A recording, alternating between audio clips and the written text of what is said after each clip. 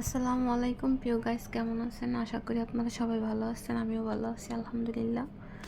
তো আমি অনেক দিন ধরে ভিডিও দিয়েছিলাম না। আমি ক্যামেরার সামনে ওরকম কথা বলতে পারি না, ভুল হইলে ক্ষমা করবেন। তো ছেলেরে দিয়ে আসলাম, স্কুলে দিয়ে আসার পরে রান্না বান্না শুরু করছিলাম। বিরিয়ানি রান্না করব।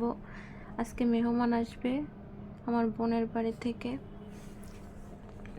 এই জন্য আর কি বিরিয়ানি রান্না করতে হবে। এখানে আমি পেঁয়াজের মধ্যে লবণ মাখাইয়ে তারপর পানিটা ফালাইয়ে পরে আর কি তেলে দিয়েছি। তো এই জন্য আমার কি হবে, পেঁয়াজের জালটা কম লাগবে, পানি নাই যে, এই জন্য বেরেস্তাটা আমার তাড়াতাড়ি হয়ে যাবে। মিডিয়াম আঁচে দিয়ে এভাবে নাড়াচাড়া করতে থাকবেন। তো আমি ওইটা আর স্কিপ করলাম, আমার বেরেস্তা হয়ে গেছে। তো এটা আমি এখন তুলে রাখছিলাম, রাখার পরে আমি ওইগুলো ভিডিওই করি নাই। এখন আমি মুরগি কষানো হয়ে গেছে, আমি এগুলোকে মাখাইয়া রাখছিলাম, মশলা মাখাইয়া রাখছিলাম অনেক আগে, প্রায় 2 ঘন্টা আগে। তারপর এটা একটু নাড়াচাড়া করে দিয়ে আবার ঢাকা দিয়ে দেব।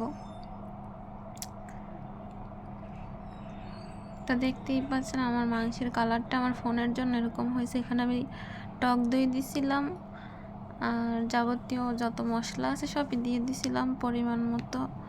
তো আমার মাংস কষা কষা হয়ে গেছে, এটা পুরোই হয়ে গেছে। আমি এখন এখানে সাদা ভাত রান্না করে এটা মিক্স করবো, এটার সাথে ফুড কালার দেব।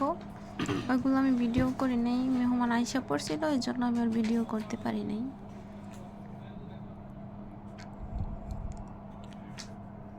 তো আমি ফোনের সামনে কথা বলতে পারি না, ভুল হইলে সবাই ক্ষমা করে দিয়েন। আমার বোনের মেয়ে খেয়ে বসে আছে, ও একটা হাড্ডি নিয়ে খাচ্ছিল, কোনো কিছুই খাচ্ছিল না, একটা মুরগির হাড্ডি নিয়ে খাইতেছিল।